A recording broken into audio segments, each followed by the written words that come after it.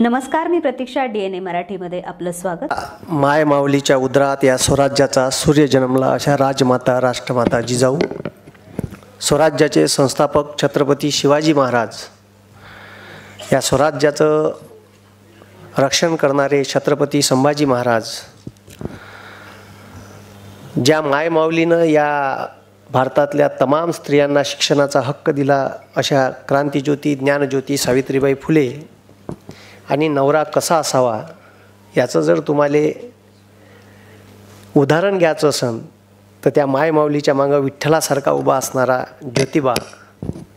संत कसा असावा तर आताचे संत चार्टर्ड प्लेननं फिरते भागवत सप्ताह करत, आणि नाही का, आणि आमच्या पोट्याले ज्ञान पाजते का बेलाच्या पाण्याला सहज लावा आणि ते पिंडीवरती 108 वेळा वाहा, म्हणजे बिना अभ्यासानं पोरगा पास होईल.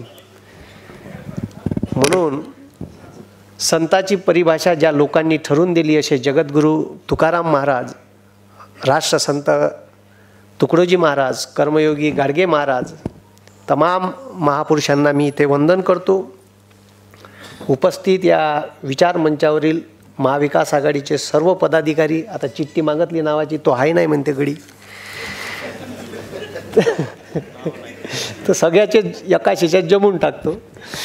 महाविकास आघाडीचे सर्व पदाधिकारी, संभाजी ब्रिगेडचे सर्व पदाधिकारी, सौरभदादा सहित, आणि इथं उपस्थित मेळाव्यात हजर असणारे सर्व संभाजी ब्रिगेडचे पदाधिकारी. मी पश्चिम महाराष्ट्राच्या दौऱ्यावर चाललो आहे. तिथं 6-7 जागासाठी आता इलेक्शन आहे आणि आमच्या इकडलं आटोपलं. तर तुम्हाला सांगतो, आमच्या इकडं 11 जागा जवळपास आटोपल्या. त्या 11 जागापैकी 8 ते 9 जागा ह्या महाविकास आघाडीच्या येणार आहे. त्याच्यात नितीन गडकरीची स्वतःची जागा डामाडोल आहे. म्हणजे तुम्हाला असं वाटत असेल का खूप सिमेंटचे रस्ते बांधले म्हणजे विकास होते, तर हे चुकीचं आहे. आणि सिमेंटच्या बॅग कमिशन किती होतं हे त्याइलेच माहीत, म्हणून तर सिमेंटचे बांधले ना. आणि त्याची जागा डामाडोल आहे. म्हणजे अक्षरशः एक तर 50,000 हारण, नाही तर 20-30 हजारानं जिंकून येईन, इतकी काटावर फाईट आहे. आणि माय भाषण तिचंच गाजलं. ते तुम्ही जे यूट्यूबवर पाहिलं ते नागपूरच्या तिरंगा चौकातलं भाषण होतं.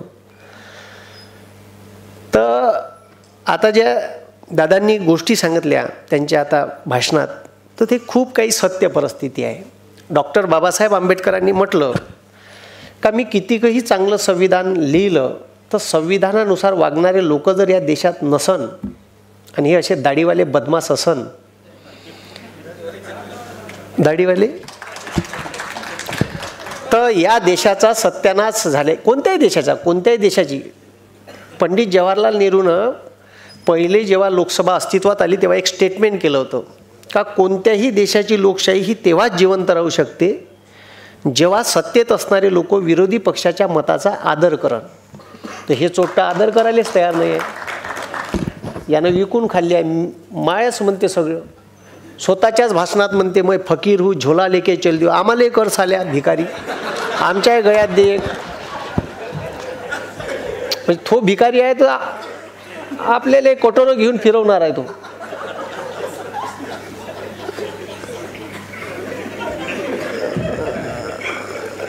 म्हणजे या देशात चालू काय, तुम्हाला एक खूप चांगला उमेदवार निलेश लंकेच्या स्वरूपात मिळाला आणि तुम्हाला सांगतो निलेश लंकेसारखा आमदार सध्या तरी महाराष्ट्रात नाही.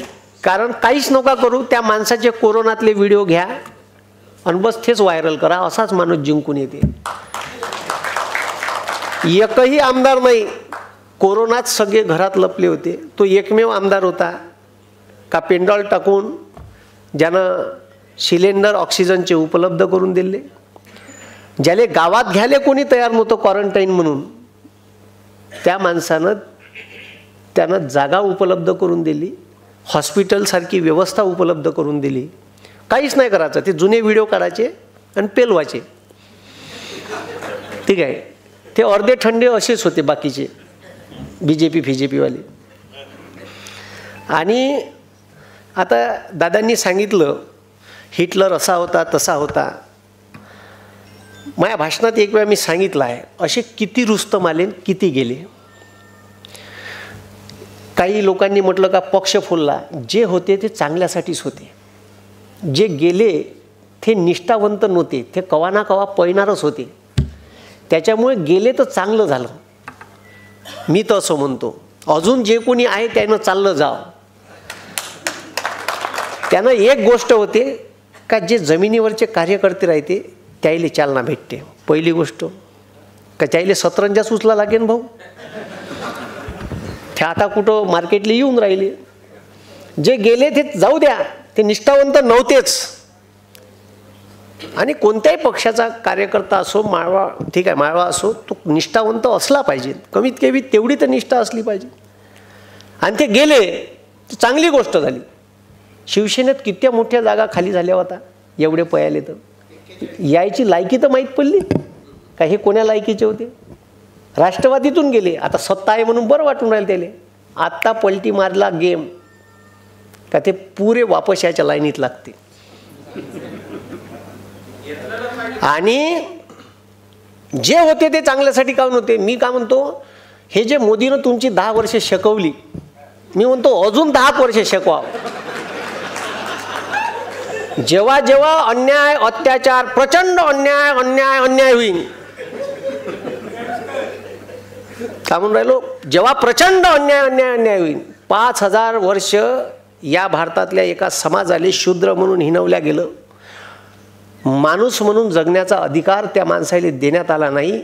नुसता 5000 वर्ष त्या समाजानं अन्याय अत्याचारच उपभोगले. त्या समाजात एक क्रांतीचा ज्ञानाचा सूर्य जन्माला, डॉक्टर बाबासाहेब आंबेडकर.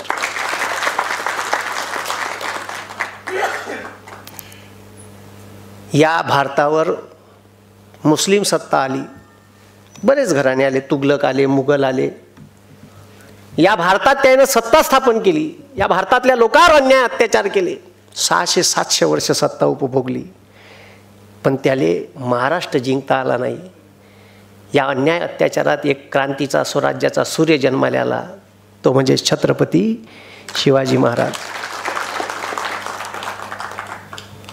व्हायला पाहिजे असं. जेव्हा अन्याय अत्याचार होईल असं तुमचा नड्डा पिचकन, तेव्हाच तुम्ही हातपाय झाडाल. तोपर्यंत चालू द्या. शिवाजी जन्मावतो दुसऱ्याच्या घरात, काऊन चोट्या तुझ्या घरात जन्मला तर काही वाईट आहे का. नाही, दुसऱ्याच्या घरात पैदा झालं पाहिजे बदमाश पोट्ट. आता मी एवढं बोलतो, माझ्या बाप म्हणते तू एवढा कायले बोलतो रे म्हणते, एकटाच आहे. लोक फोनवर मला शिवा देते, कमेंट्समध्ये शिवा देते. आता फोनवर शिवा दिल्यावर मी गावरानी माणूस आहे जी पुरा, ते का शिवा देईनची मायापाशी एवढी डिक्शनरी आहे शिवाची. असा द्याले लागलो का नाही. हो म्हणजे माणूस पाहून तर द्या, ज्याला देता नाही त्याला दे. साला मग विचार येते माणूस, आपण शिक्षक आहे ठीक आहे, आणि काहीच नाही करत, तो रेकॉर्ड करते आणि व्हायरल करते, बाकी का करणार आहे. आणि व्हायरल कोणाला करते, जो व्हायरल आहे त्यालाच व्हायरल करते. म्हणजे त्याला माहित आहे का याचा व्हिडिओ व्हायरल केल्यावर अजून आपल्याला प्रसिद्धी भेटते. बाकी उद्देश काहीच नसते त्याचा, का याला शिवा दिल्या आणि याचा व्हिडिओ व्हायरल केला तर याला प्रसिद्धी भेटते. आणि मी त्याला प्रश्न विचारणार, त्याच्यापाशी उत्तर नाही आहे. का रे बाबू, माझ्या बापाचे DAPचे भाव 2014 माझ्या बाप शेतीत खत टाकते DAP, ते 538 रुपयाची बॅग होती, ते 1350 झाली. माझ्या बापानं वाढवली का नेहरूनं वाढवली. तर त्याचं उत्तर नाही आहे त्याच्यापाशी. का रे बाबू, पेट्रोल मार सांगितलं त्यानं, अच्छे दिन पेट्रोल 67 रुपये लिटर होतं अच्छे दिन, ठीक आहे, बुऱ्या दिवसात. अच्छा दिवसात 116 रुपये गेलं. इलेक्शनचं वर्ष आलं तर झोक्कानं चोट्टं 9 कमी करते, आणि वरून म्हणते मी कमी केले. अबे पण साल्या वखरले तू 9 वर्ष, बरोबर नाही का. मग तुम्ही याले अच्छे दिन म्हणता का. अरे बुऱ्या दिवसात, आमच्या बुऱ्या दिवसात, तुम्ही ज्याले बुरे दिवस म्हणत होते तेव्हा सिलेंडर 430 रुपयाचं होतं, ते आता 1100 तीच झालं. इलेक्शनचं वर्ष आहे तर 2 महिन्याच्या अगोदर 200 कमी केले चोट्ट्यानं.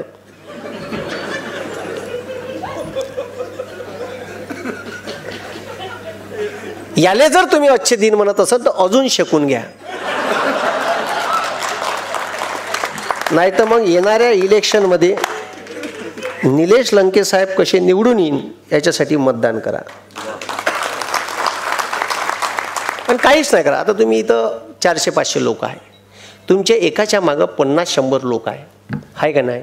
50-100 एक माणूस 50-100चा आहे, कदाचित जास्त आहे. असं काहीच नाही करायचं. मतदानाच्या दिवशी इथं तुम्ही 500 लोक आहे, 500 गुणेला मी 100 पकडतो.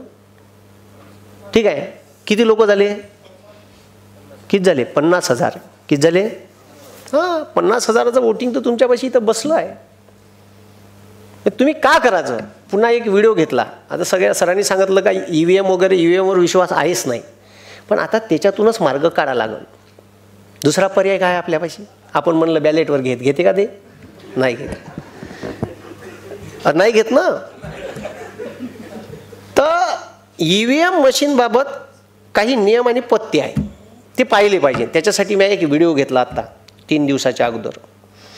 काय EVM मशीनची प्रोसिजर इलेक्शनच्या दिवशी, अगोदरल्या दिवशी तुमच्या गावात ती 3 वाजता येते. किती वाजता येते? 3 वाजता येते अधिकारी. तर त्याच्यात मी सांगितलं आहे का त्याची सिरियल नंबर कशी पाहायची. ती सिरियल नंबर उमेदवार तुम्हाला उपलब्ध करून देईल. ते उमेदवाराच्या प्रतिनिधीची जबाबदारी असते का तुमच्या गावात कोणत्या सिरियल नंबरचं EVM मशीन येणार आहे. EVM मशीनची बॅटरी चेकअप करायची. सुरुवातीला किती आहे, इलेक्शन झाल्यावर किती आहे. ती एक माणूस असते क्रॉस मारणारा, याचं झालं याचं नाही झालं तर ते शेवटी काउंटिंग त्याचं आणि EVM मशीनची टोटल ते क्रॉस व्हेरीफाय करून 17C नंबरवर तुम्हाला सगळं लिहून देते. जो तुमचा प्रतिनिधी असते, तुमचा प्रतिनिधी हा सकाळी 5 वाजता 5:30 वाजता तिथं बूथवर पाहिजे. BJPचा असते, आपला राहत नाही. प्रॉब्लेम तो आहे, हे समजून घ्या तुम्ही. आपले अलाल टट्टू लोक आहे, कोण जाईन ह्या 7 वाजता जाते. इलेक्शन सुरू झाल्या तोपर्यंत मशीनचं सील विल सगळे होऊन जाते. इलेक्शन किती वाजता चालू होणार आहे तर 7 वाजतापासून 6 वाजेपर्यंत इलेक्शन आहे. पहिले 5 होतं, 1 तास वाढवला पुन्हा. तर त्याचा व्हिडिओ टाकला आहे, पूर्ण माहिती दिली आहे. तो व्हिडिओ पहा, यूट्यूब चॅनलवर आहे आपल्या, पूर्ण माहिती. आणि इथं बहुतेक प्रशिक्षण बी होईल शेवटल्या 2 दिवसा अगोदर. त्या प्रशिक्षणाला सगळ्यांनी राहायचा. ठीक आहे, चांगला एखादा तज्ज्ञ माणूस. आणि माझाही व्हिडिओ पाहिजा. आणि जो बूथ प्रतिनिधी राहणार आहे त्याला तो शेअर करा. त्या व्हिडिओ पाहून जा म्हणा तिथं किती वाजता हजर राहायचं आहे. ठीक आहे, बूथ प्रतिनिधीचा तुम्हाला आय कार्ड भेटते. ते आय कार्ड बनवण्यासाठी 10A नावाचा फॉर्म भेटते. तो 10A नावाचा फॉर्म प्रतिनिधीनं दिला पाहिजे उपलब्ध करून. प्रतिनिधी जे कोणी असते उमेदवार प्रतिनिधी त्याची सही पाहिजे त्याच्यावर. ह्या साऱ्या गोष्टी तुम्हाला ट्रेनिंगमध्ये शिकवणं गरजेचं आहे आणि हे माहीत असलं पाहिजे. आता हे सगळं BJP मायक्रो प्लॅनिंग करते. काही गोष्टी BJPकडून शिकण्यासारख्या आहेत आणि त्या आपण शिकल्या पाहिजे. त्याची एक खासियत आहे. पुन्हा मासोई मोठी झाली का तिला कापते, ते तिला ठेवत नाही ना. चांगल्या चांगल्या मोठ्याल्या चिकीवाल्या बाईक आपल्या ह्या आता दिलं म्हणून बरं आहे. मागच्या वेळी दिल्ली का शीट दिल्ली का नाही दिली. चांगले चांगले मोठे मोठे मासोळे कापते जी. हे बाकीच्याही पक्षानं समजून घेणं गरजेचं आहे.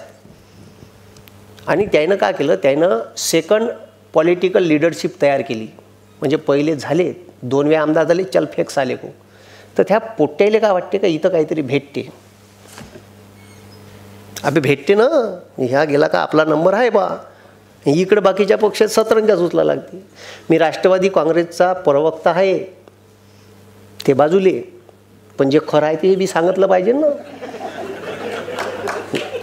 नाही, पवार साहेबाले मी पहिले सांगून ठेवलं आहे की हे माय तोंड बंद नाही करायचं. ते बाकी तुम्ही का करा. ठीक आहे, जे अरे त्याचं जे घेता येईल ते घ्या लागेल ना. त्यानं सरकारचा पैसा RSSचे मागच्या ज्या मिटिंगा होती कार्यकर्त्याच्या त्याच्यासाठी वापरून चालू केलं. आमच्या इथे हिंदी विश्वविद्यालय आहे वर्धेले, महात्मा गांधी. ते सर्रास RSSचं केंद्र बनलं आहे आणि तिथं सर्रास चांगल्या चांगल्या लोकांच्या गुप्त मिटिंगा होते सरकारी पैशावर. त्याला म्हणाव का कराय मास्तर आम्हाला पकडून द्या, दाखव साल्या म्हणा CCTV फुटेज. नाही एकाएकाला पकडून दिलं काहीच नाही. म्हणून इलेक्शन ज्या पद्धतीनं ते लढते, स्ट्रॉंग रूममध्ये EVM मशीना ठेवल्या का ठेवतपर्यंत आपले लोक तिथं हजर असले पाहिजे. ठेवल्यानंतर बी 4 माणसं 4-5 कोणत्यावर आपले रात्रंदिवस जागली ठेवायचे. दिवसा 4 संध्याकाळी 4. रोज तुम्हाला ते जे सील मारला आहे स्ट्रॉंग रूमले ते पाहण्याची मुभा दिली आहे. त्याच्यानंतर दिवसभराची रेकॉर्डिंग दररोज चेक करायची आणि आपले माणसं बी ठेवायचे. माणसं निष्ठावंत ठेवायची, 500 रुपयावर इकल्या जाणारे नाही, नाही तर सुरत मार्गे गुवाहाटी पळायला लागते. म्हणून जे काही होते ते चांगले. आणि असे हे मोदी सारखे किती चिल्लर आले किती गेले, ते हिटलर नाही पुरला या जगात, हिटलर नाही पुरला. ठीक आहे. आपले पोट्टे मायाबाप कांदा उत्पादित करते, मायाबाप सोयाबीन उत्पादित करते, मायाबाप कापूस उत्पादित करते ना आपलेच पोट्टे स्टेटस ठेवते अब की बार 400 पार. अबे त्या बापाचं कांद्याचा कट्टा 400 पार नाही चालला आणि तू साल्या स्टेटस ठेवून राहिला अब की बार 400 पार. हा अरे ह्या चोट्यानं 2000 मेट्रिक टन गुजरातचा पांढरा कांदा निर्यात करायला परवानगी दिली, फक्त गुजरातचा. महाराष्ट्राचा कांदा निर्यात होणार नाही. यान शकून द्या त्याला, अजून उरावर बसणार आहे तो. तो भारताचा पंतप्रधान नाही, तो गुजरातचा पंतप्रधान आहे. कुठचा आहे? हा. म्हणून महाराष्ट्रात 1.5 लाख कोटीचा वेदांता फॉक्सकॉन नावाचा सेमीकंडक्टरचा प्रोजेक्ट येणार होता. त्या चोट्यानं कोटनेला मार आला अरबी समुद्रात. मी म्हणलं मरते का तिथं शिवाजी महाराजाचं स्मारक उभं करायचं आहे म्हणे 43 एकरात. उद्घाटन गिन केलं ना का? कुठं गेलं ते विचारा ना प्रश्न. कुठं गेलं स्मारक? केलं का उभं? निव्वळ चिवत्या बनवलं तुम्हाला.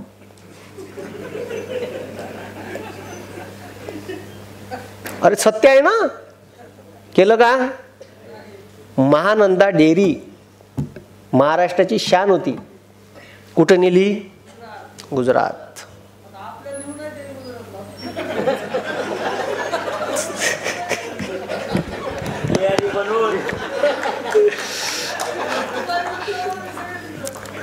बरं ते तर सोडा. त्यानं काय केलं? गडचिरोलीत हत्ती होते आमच्या विदर्भात. हत्ती ते पोट्ट नाही का अदानी मुक्याचं ते धेमस, त्याचं आता लग्न होतं. त्या मुक्याच्या पोट्याले हत्ती आवडते, त्याच्या पोट्याले. हा तर गुजरातचे हत्ती नेले साल्यानं इथून. तुमच्या संभाजीनगर औरंगाबादचे सिंह नेले 2. वाघ का सिंह? वाघ नेले सिद्धांत उद्यानामधले. तुम्हाला माहित आहे का? नाही तर माहित नाही मला. हा हो, वाघाशी का आपलं लेणं देणं? म्हणजे सब मी का म्हणतो, जर तुझ्याकडून गुजरात डेव्हलप करणं नाही होत तर आम्हाला देणं भाड्यानं असं म्हण का? माईवाली लायकी नाही आहे. सब दाबादुबीचे धंदे आहे. इकडून दाब तिकडून दाब. ठीक आहे. याचं पावडर घे, त्याचं लिपस्टिक घे, त्याचे कानातले घे, दुसऱ्याचं मंगळसूत्र घे आणि सजव स्वतःले. अबे तुमची लायकी नसेल सांगा ना, आम्ही गांधीनगर उभे करायला पैसे दिले तुम्हाला. अरे आम्ही गांधीनगर उभे करायला पैसे दिले ना. आता बी लायकी नसेल सांग, सगळे लिपस्टिक पावडर मावडर आम्हीच लावून देतो. बरोबर नाही का? तुमच्याकडून नाही गुजरात डेव्हलप होऊन राहिला तर आम्हाला सांगा. आमचा महाराष्ट्र पुढारलेला आहे आणि तो राहीन. तुम्ही आम्हाला ज्ञान पाजायची गरज नाही. आणि म्हणून महाराष्ट्राचं पाहून तुम्हाला वाटते का महाराष्ट्राची मुंबईचं ठीक आहे जे प्रतिनिधित्व आहे ते कसं कमी करता येईल, व्हॅल्यू कशी कमी करता येईल, यासाठी G20ची परिषद तिथं. G20ची परिषद कुठं व्हायला पाहिजे होती? मुंबईत व्हायला पाहिजे होती. कुठं भरवली चोट्यानं? गुजरातमध्ये. म्हणजे आपल्यावर किती अन्याय चालू आहे तरी आपण त्याचे झेंडे घेऊन त्याचं स्टेटस हे मागं पोट्यानं ठेवलं होतं, मै सावर करू. अबे साल्या तू बेरोजगार आहे, तू सावरकर काय जा. आणि कोणाचं स्टेटस ठेवून राहिला ज्यानं 5 वेळा माफी मागितली. हा, माझ्या यूट्यूब चॅनलवर पुन्हा एक व्हिडिओ आहे निरंजन टकलेचा. विद्रोही साहित्य संमेलनाचा स्वागताध्यक्ष होतो मी वर्धेले. पुरा त्याचं अखिल भारतीय मराठी साहित्य संमेलनात धिंगाणा लावणारा मीच होय. पुरा पार 150 करोडचा धिंगाणा मॅच लावून टाकला त्याचा. आणि ते निरंजन टकलेचं भाषण पाहिजे. कोणा जर म्हणलं सावरकर कोण होता ते भाषण त्याला पेलून द्यायचं, हे पाय म्हणा पहिले साल्या. तर खतरनाक काम आहे. म्हणजे मला अक्षरशः चीड येते जी. साला एवढा अभ्यास केल्याच्या नंतर असं वाटते म्हणजे ह्या पहिला पंतप्रधान आहे त्या अग्निवीर भरतीमध्ये लग्नाच्या वयात पोट्याले रिटायर्ड करणार आहे. जगातला पहिला पंतप्रधान असं नाही का वयाच्या 19व्या वर्षी पोट्ट लागण ना 23व्या वर्षी का होईन रिटायर्ड होईल. का म्हणून बापानं नाव त्याले. आता त्यानं 23व्या वर्षी रिटायर झालं, पोट्ट लग्नाच होईल. बाप त्याला पोरीच्या घरी घेऊन जाईन, चाल रे बाबू. आणि पोरीचा बाप उभा ठेवून का त्याले का सांगन पोरीच्या बापाले he is my son, he is a retired ex serviceman. पोरीचा बाप उभा ठेवून का त्याच्या ढुंगणार लात मारण ठेवन का. तुम्ही तरी रिटायर झालेल्या पोराले पोरगी द्यान का. आणि तो वेपनचं ट्रेनिंग घेऊन आलेला बेरोजगार युवक राहील, तो देशासाठी घातक आहे. म्हणजे या देशात का करायचं हे त्याला लक्षात घ्या का वेपनचं ट्रेनिंग देऊन बेरोजगार करून तो वयाच्या 23व्या वर्षी. असा पंतप्रधान माझ्या देशाला पुन्हा नाही पाहिजे. आणि अनपढ गवार आहे साला, डिग्री डुप्लिकेट. बरं डिग्री कोण्या विषयात एंटायर पॉलिटिक्स. बरं तो स्वतः भाषणात म्हणते मग कुछ भी पडाली का नाही, त्याचा तडीपार सोबती म्हणते का हे आमच्या पंतप्रधानाची डिग्री एम एची. बरं एम ए कोण्या विषयात एंटायर पॉलिटिक्स या नावाची डिग्रीच नाही भारतात, मग डिग्रीच नाही आहे. बरं याचं ठीक आहे, यानं जे डिग्री सादर केली त्याच्यावर जे फंड आहे ते 1993 अस्तित्वात आले. आणि याची डिग्री 78ची आहे. म्हणजे साले कॉप्या करते का नाही. अबे लोकायले दिसू तर नका देऊ कॉप्या करून राहिले तर कमीत कमी व्यवस्थित कॉप्या करायच्या आहेत. बरं त्याच्यात युनिव्हर्सिटीचं स्पेलिंग चुकीचं आहे त्या डिग्री सर्टिफिकेटवर.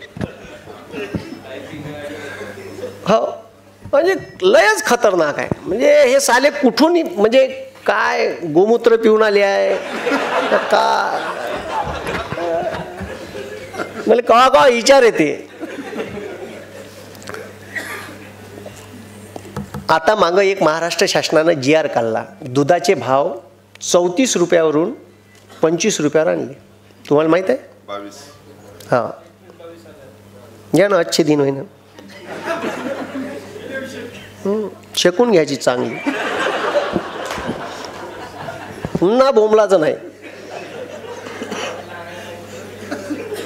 हो माझ्याकडे काही काही लोक आले का मला भल्ला राग येते जी. म्हणजे अक्षरशः लोक, आणि हे तुम्हीच निवडून दिलं आहे ठीक आहे, त्याला डोक्यावर तुम्हीच घेतलं. आता तुमचीच जबाबदारी आहे डोक्यावरून त्याला खालतं उतरवायची. तुम्हीच चढवलं होतं ना, उतरवा बी तुम्हीच. म्हणून प्रत्येकानं जबाबदारी आपली स्वीकारली पाहिजे. हा देश वाचला पाहिजे, या देशाचं संविधान वाचलं पाहिजे. तो म्हणते संविधान घेऊन बदलवायचं, बदल हात लाववर म्हणत नाही तुझ्या ढुंगणाला फटाके लावले लोक. एवढं साधं सोपं काम आहे का. पण मात्र यानं सर्व व्यवस्था आपल्या हातात घेतली आहे. लष्कर भी तुम्हारा है, सरदार भी तुम्हारा है. लष्कर भी तुम्हारा है, सरदार भी तुम्हारा है. तुम झूठ को सच लिख दो, तुम झूठ को सच लिख दो, अखबार भी तुम्हारा है. सारंच विकत घेऊन टाकलं साल्यानं. तुम्हाला इंजेक्शन दिलं कोविडशिल्डचं, दिलं ना. हां त्याच कंपनीकडून त्याची वॅक्सिनले परमिशन द्यासाठी इंडियन काउन्सिल ऑफ मेडिकल रिसर्चची परवानगी देण्यासाठी 54 करोड रुपयाचे इलेक्ट्रॉल बॉन्ड घेतले. आणि आता सुप्रीम कोर्टात ते कंपनी म्हणते का आमच्या वॅक्सिनमुळे तुम्हाला वाईट परिणाम होऊ शकते आणि तुम्हाला केव्हाही हृदयविकाराचा झटका किंवा ब्रेन हॅमरेज. साल म्या घेतलं, तुम्ही घेतलं का बे.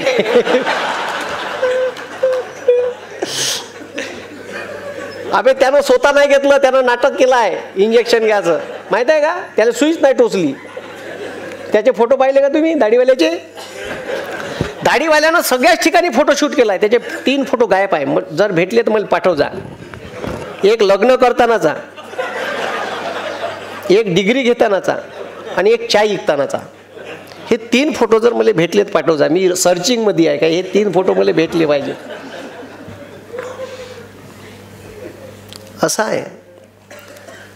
म्हणून हे किती बी रुस्तम आले ना, आणि खूप अहंकारी माणूस आहे. कधी मला वाटते असे कपडे गिपडे घालायला भेटले नसन त्याला. त्यानं पहिले सांगितलं मी फकीर होतो, तर त्याचा पेन 1.5 लाखाचा, त्याचा चष्मा 3.5 लाखाचा, स्वतःच्याच कोटवर मोदी मोदी मोदी लिहून घेतलं. एवढं. आणि तुम्ही पाहिलं का जी कधी ध्यान गिन करायला चष्मा लावून जातानी? ते मागं 2019चं इलेक्शन झाल्याबरोबर संपल्याबरोबर दुसऱ्या दिवशी ते इथं गेलो होतो केदारनाथले. त्या केदारनाथले चष्मा लावून ध्यान. अरे आणि म्हणलं बरं कॅमेरावाला बी, हा तुम्ही तरी कॅमेरावाला घेऊन जाण का?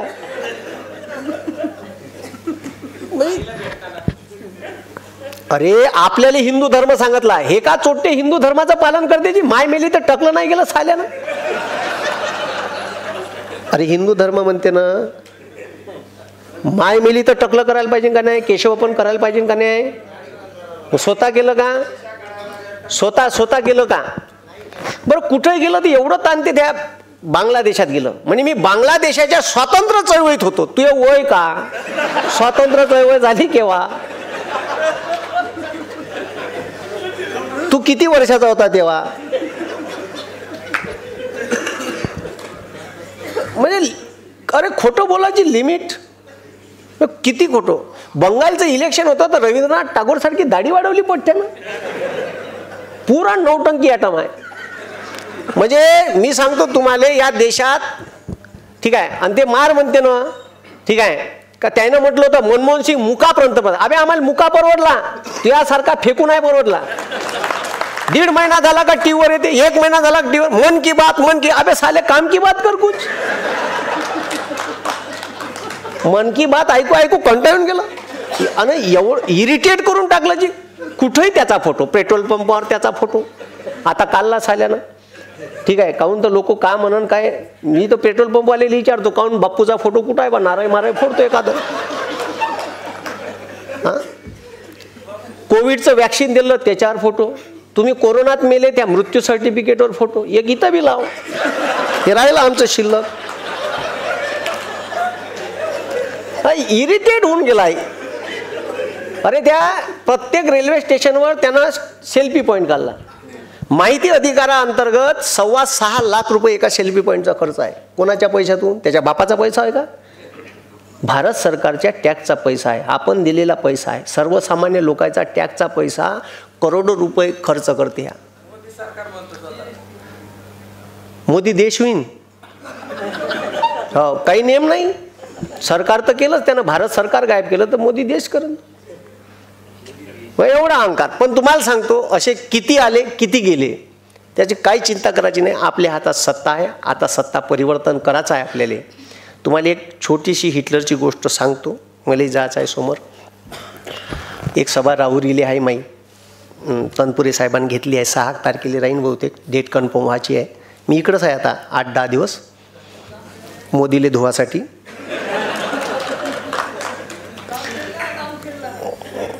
तर नाही, एकच दिवस आहे. हा, एक दिवस तुमच्या मतदारसंघात आहे मी. ठीक आहे, का चालू होतं मी? हां, तर असे काही रुस्तम आले, काही गेले, काही टेन्शन घ्यायचं नाही. ठीक आहे, टेन्शन फक्त या भारतातल्या बेरोजगार युवकाचं, शेतकऱ्याचं मला खूप वेळ येते. ठीक आहे, हो सांगतो. आणि या देशाचं संविधान ज्या माणसानं लिहिलं ना, हा पहिला ग्रंथ आहे भाऊ, का या जगात या भारतात कोणावरही अन्याय होऊ द्या, त्याला न्याय द्यायचं काम या देशाचं संविधान करते. आणि हे संविधान वाचलं पाहिजे. आणि त्यांनी जे म्हटलं न्यायमूर्ती व्यंकट चलैया आयोग नेमला होता अटल बिहारी वाजपेयीनं, हे खरं आहे. अटल बिहारी वाजपेयीनं भारतीय संविधानाचं पुनर्विलोकन म्हणजे संविधानात बदलत्या परिस्थितीनुसार काही ट्रिमेंडस बदल करता येते का, यासाठी एक कमिशन नेमलं होतं, पण ते विरोध झाला. अटल बिहारी वाजपेयीचं सरकार 22 पक्षाचं मिळून होतं, म्हणून अटल बिहारीनं फडफड नाही केली जास्त. तुम्ही याले फुल दिलं मेजॉरिटी, मग तो काय त्याच्या सोबत्यासही 330 सीट आहे.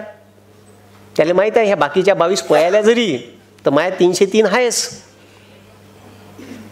त्याच्यामुळे तो काही मागं ढक्कल नाही करून राहिला. म्हणून येणाऱ्या इलेक्शनमध्ये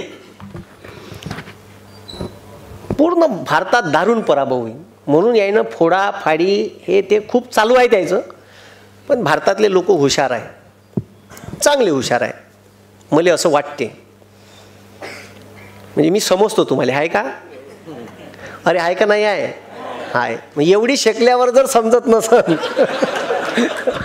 तर मग मी काही करू नाही शकत. एवढं म्हणजे एवढं जीव तोडून प्रत्येक भाषणात सांगतो मी का एवढं तुमच्यावर केलं तुम्हाला जर ते. आणि खरंच म्हणजे मी माझ्या मतदारसंघात फिरलो. मी ज्या दिवशी इलेक्शन होतं माझ्या मतदारसंघात 26 तारखेला मी 42 गावं फिरलो एका दिवशी. सकाळी 8 वाजतापासून निघाले. हे सोबती होती माझ्यासोबत माझ्या गँग. 42 गाव फिरलो एका दिवशी. आणि मी माझ्या मतदान करायला 5:45 वाजता गेलो. माझी बायको वाट पाहत होती, तिचं दुसऱ्या गावात मतदान, माझ्या दुसऱ्या गावात मतदान.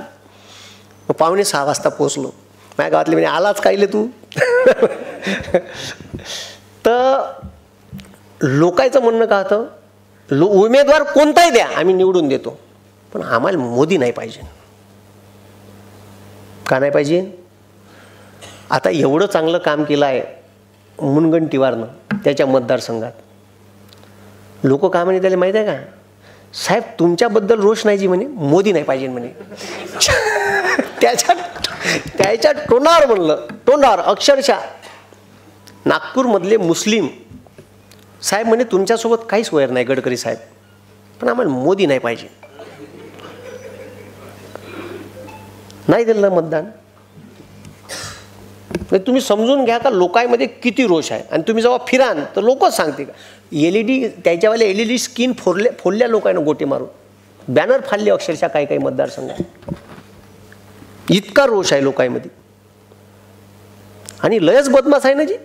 सोयाबीन निघालं का सोयाबीनची ढेप बोलावून, कापूस निघाला काय ऑस्ट्रेलियाहून कापसाच्या गठावून बोलावून चोटतं. कापसाच्या निर्यातीवर बंदी आणून टाकन. कांदा गुजरातचा निर्यात करण, महाराष्ट्रातला नाही करण. अरे 42 वर्ष झाले नर्मदा सागर प्रोजेक्ट उद्घाटन नव्हतं झालं. कोर्टात केस चालू होती. बापू सत्तेत आल्याबरोबर उद्घाटन झालं ना. महाराष्ट्रातून नदी गेली, महाराष्ट्राला कवडीचा फायदा नाही. फायदा कोणाले? गुजरात. त्याच्या फायद्याचं मला, म्हणून मी म्हणतो का ह्या गुजरातचा पंतप्रधान आहे, त्याला भारताशी काही लेनदेन नाही. आणि लक्षात ठेवा गुजराती लोक व्यापारी असतात, उद्योजक नसतात. आणि व्यापारी विकासच काम करते, समजलं का? आणि आपण 2 व्यापाऱ्याला बसवलाय मोठाल्या. ते का करण तुम्ही हे लक्षात घ्या. म्हणून असे किती रुस्तम आले, किती काही अहंकार असन तर काही टेन्शन घ्यायचं नाही. आपण आपलं काम करायचं. जेव्हा जेव्हा या संविधानावर वेळ येईन तर रस्त्यावर बी उतरता आलं पाहिजे आपल्याला. ठीक आहे. आणि व्यवस्थेच्या विरोधात बोलणं शिका. माझं म्हणणं आहे, मी एकट्यानं ठेका नाही घेतला आहे का गव्हर्नमेंटनं कॉन्ट्रॅक्ट भरतीचा GR काढला कराय मास्तर आंदोलन करण सगळ्यात पहिले. मी ठेका घेतला आहे का? हां, शेतकऱ्याचे भाव पडले तर मी बोलीन. तुम्ही केव्हा बोलान? तुम्ही बी बोलले पाहिजे. आमदार खासदार कोणताही बी पक्षाचा असो, काँग्रेसचा असो, राष्ट्रवादीचा असो का BJPचा असो, त्याले प्रश्न विचारले पाहिजे. हे चुकीचं झालं हे तुम्ही उचला, विधानसभेत संसदेत उचला. हे आपण बोलत नाही म्हणून आपला प्रॉब्लेम आहे. त्याला 4 चौघात बोलले का तो जाग्यावर येते. इवन तो तुमच्या काकाले, मामाले, बापाले फोन कर, पोट्याले सांगा ते जास्त बोलून राहिलं. आणि आपल्या पोट्यानं असं बोललं त्याला आडवं तिडवं तर आपल्या पोट्याला शाबासकी द्यायची, आपल्या पोट्याला झापाचं नाही. जगद्गुरु तुकाराम महाराज म्हणते, पुत्र असावा ऐसा गुंडा ज्याचा तिन्ही लोकी झंडा. गुंडा म्हणजे काय हाफ मर्डर करणारा का? नाही, ह्या व्यवस्थेच्या विरोधात बोलणारा. म्हणून याले जर वाटत असेल का माय या भारतावर राज्य मी मरतपर्यंत या देशाचा पंतप्रधान राहायला पाहिजे, हिटलरचं स्वप्न होतं मी जगावर राज्य करीन. गॅसच्या चंबरमध्ये टाकू मारली जी लोक, अशी चंबरमध्ये टाकलं, झाकण लावलं, क्लोरीन गॅस टाकली का 5 मिनिटात लोक मरून जाई. 400-500 बुलडोजरनं असे काढे, गड्डा खोदेन, बुलडोजरनं धकावेन, त्याच्यावर माती टाके. असा हिटलर बदमाश होता, भयानक होता हिटलर. असे त्या बर्लिनच्या चौकात जीव लोक उभे केले 5-6 हजार, आणि बाजूनं आर्मी उभी केली, गोळीबार केला तर अर्धे गोळीबाराने मेले आणि अर्धे चंगराचंगरीने मेले. आजही बर्लिनच्या संग्रहालयात इथून तर ह्या स्लॅबपर्यंत चपलीचा ढीग आहे. तुम्ही जर बर्लिनला गेले तर त्या संग्रहालयात चपलीचा ढीग आहे, तिथं जे लोक मेले त्याच्या. इतका बदमाश होता हिटलर. पण जेव्हा दुसरं महायुद्ध संपत आलं ना, जेव्हा दुसरं महायुद्ध खतम होत आलं, 39ले सुरू झालं, 45ले खतम होत आलं, तेव्हा याचा सोबती होता मुसोलिनी, इटलीचा. त्या मुसोलिनीले बंदा युरोप बेचिराग झाला होता, पूर्ण युरोप. रशियासुद्धा, रशियाचे 1.5 करोड पोट्टे, 1.5 करोड पोट्टे, 1.5 करोड म्हणून राहिलो, 1.5 करोड जवान पोट्टे मेले युरोपातले, पूर्ण पोट्टे. ज्याला वेपनचं ट्रेनिंग नाही त्याला त्याच्या हातात बंदूक दिली, त्याला बंदुकीची गोळीच नाही झाडता येत आली, गोळी धडकन लागलं, मेलं. 1.5 करोड पोट्टे मेले. तर जेव्हा युद्ध संपलं ना, तर रशियात 1800 पोरी मागं 1000 पोरं होते. आता बी परिस्थिती जाग्यावर नाही आली. आता बी रशियात 1200 पोरी मागं 1000 पोरं आहे, 200 पोरी जास्त आहे. आणि भारतात 933 पोरी मागं 1000 पोट्टे आहे. म्हणजे आपल्या इथं 67 पोट्टे शिल्लक पडते. कवा विचार येते का यायले जहाजात भरावं आणि तिकडं रशियात पाठवावं का? बिना लग्नाचे राहते 67. 1000 पोरं आहे मागं 67, 933च पोरी आहे ना 2011च्या जनगणनेनुसार. ऑथेंटिक आहे, भारत सरकारची आकडेवारी आहे, काय माझ्या घरची नाही सांगून राहिलो. पहा बरं तुम्ही. मग आता अशी अवस्था, बंदा युरोप बेचिराग झाला, पार उद्योग धंदे बेरोजगार पोट्टे होऊन गेले. आणि मग अशा परिस्थितीत लोक चिडून गेले, महागाई वाढून गेली. 2-2.5 लाख लोक जमा झाले रोमच्या चौकात इटलीले, मुसोलिनीच्या घरासमोर, राजगृहासमोर. मोठं गेट होतं, लोक राय झाले, बंदे लोक घरात घुसले ना, हा मोठा जात दरवाजा तोडला, त्याच्या घरात घुसले. तो मुसोलिनी समोरनं 2.5 लाख लोक त्याच्या मागे लागले, पकडला, असा बेधम मारला जी, मरतपर्यंत मारला. ज्या कोणत्यावर पडन त्या कोणत्यावर मारला, कपडे काढून नागोया करून मारला, मेल्यावर बी मारला, त्याच्या बायकोले बी मारलं म्हणलं नागोया करून. लोक ते एका लिमिटपर्यंत सहन करते भाऊ लोक. बरं लोकांना मेल्यावरही मारलं दोघाले, लोक तिथेही शांत नाही बसले. लोकांना दोघांचे तंगडे बांधले दोरानं आणि 60 फूट वरतं घराला टांगलं. सगळे लाईव्ह चालू होतं. आणि हे हिटलर जर्मनीहून पाहत होता त्याच्या सोबत्याला कसं मारलं. तारीख होती 28 एप्रिल 1945. गुगलवर सर्च करून घे जा, खोटं सांगत असेल तर. 28 एप्रिलले मुसोलिनीले असं मारलं लोकांना. हिटलरले वाटलं याच्यापेक्षा बेकार मारण आपल्याला, म्हणून 29 एप्रिल तारीख गेली आणि 30 एप्रिल कालची तारीख, 30 एप्रिलले हिटलरनं आत्महत्या केली. मी म्हणतो माझ्या देशातले लोक चांगले आहे, माझ्या देशात असं काही व्हाव नाही.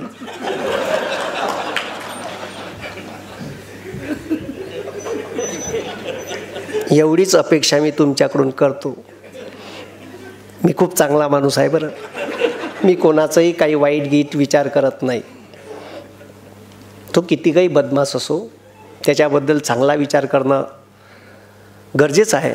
म्हणून आपण कुत्र्याला डसलो तर आपण कुत्रा आपल्याला डसलं तर आपण कुत्र्याला डसत नाही. म्हणून त्याच्याबद्दल एवढाच चांगला विचार करू शकतो का आमच्या देशात अशी वेळ येणार नाही आणि एवढी आमची परीक्षा पाहू नये सत्तेत असणाऱ्यांनी. नाही तर मग आत्ता श्रीलंकेत असं झालं. येणारा काळ आपला आहे. या देशातील बेरोजगार युवक, शेतकरी, कामगार याला न्याय मिळाला पाहिजे. आणि संभाजी ब्रिगेडच्या कार्यकर्त्यांनी शिवाजी महाराजांच्या मावळ्यासारखं या निवडणुकीत काम करा. ही निवडणूक आपण उमेदवार आहे म्हणून काम करा, कारण देशाची लोकशाही धोक्यात आहे आणि चुकीच्या माणसाच्या हातात आहे. म्हणजे माकडाच्या हाती कोलीत असते का नाही, तसं काम झालं आहे. अनफड गवाराच्या हातात सत्ता दिल्यावर मनमोहन सिंगाले मुका म्हणलं तो परवडला. कॅम्ब्रिज युनिव्हर्सिटीचे गोल्ड मेडलिस्ट आहे मनमोहन सिंग, आणि आपलं पोट्टं कॅम्ब्रिजमध्ये जेव्हा लॉची इकॉनॉमिकची डिग्री घ्यायला जाते तर आपल्या पोट्ट्याला कॅम्ब्रिज युनिव्हर्सिटी स्कॉलरशिप देते. त्या स्कॉलरशिपचं नाव आहे डॉक्टर मनमोहन सिंग स्कॉलरशिप योजना. किती स्कॉलर विद्यार्थी असेल तुम्ही विचार करा. नरेंद्र मोदी नाही आहे आणि याचं नाव देणार बी नाही. ठीक आहे, लायकी लागेल ना तेवढी. तर मला इथे आमंत्रित केलं त्याबद्दल खूप खूप आयोजकाचे धन्यवाद. विशेषतः दादांनी सकाळी फोन केला, मी चाललो होतो सर आहे, पण ठीक आहे मग कॉन्टॅक्ट झाला, नाहीतरी जायचं संध्याकाळपर्यंत आहे मुले, तर म्हटलं जाता जाता सभा झोडपून जाव. ठीक आहे, त्याच्याबद्दल खूप खूप धन्यवाद. थांबतो इथं. जय हिंद, जय महाराष्ट्र.